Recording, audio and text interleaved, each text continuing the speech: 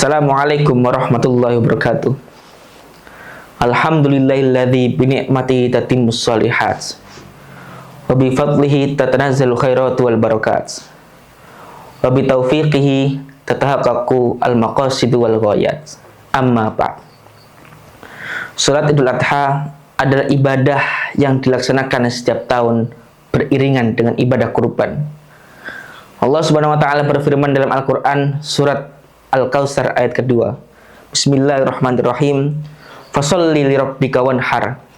Salatlah dan laksanakanlah kurban. Secara hukum, salat Idul Adha hukumnya adalah sunnah muakkad.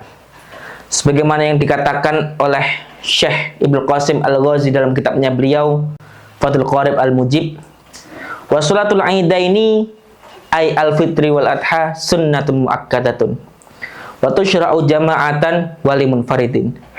Salat Idul Adha secara khusus hukumnya adalah sunnah muakkad, baik dilaksanakan secara jamaah maupun sendiri. Sebagian masyarakat melaksanakan ibadah salat Id di tanah lapang dan sebagian lagi di masjid.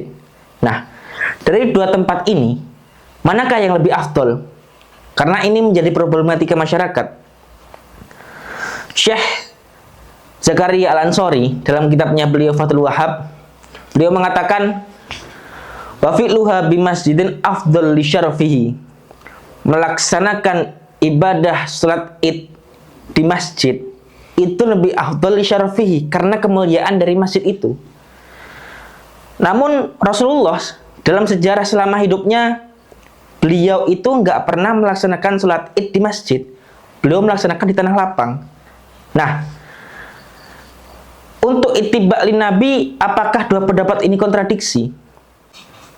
Imam Ibnu Hajar Al-Haytami mengomentari dua perbedaan ini dengan mengatakan dalam kitabnya beliau Tuhfatul Muhtaj Syarah Minhaj, beliau mengatakan waqila fi'luha bis-sahra'i afdal lil ittiba'i wa rudda bi annahu sallallahu alaihi wasallam innama kharaja ilaiha li sighari masjidihi.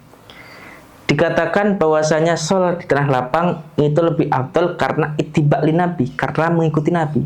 Sedangkan Nabi sendiri melaksanakan sholat Id di tanah lapang dikarenakan kecilnya masjidnya Rasulullah di waktu itu, sehingga tidak bisa menampung jamaah yang begitu banyak.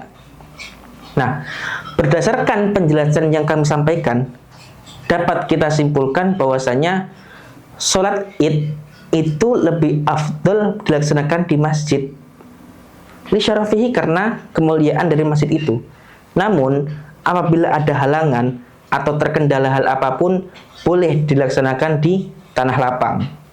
Sekian dari kami, kurang lebihnya mohon maaf. Assalamualaikum warahmatullahi wabarakatuh.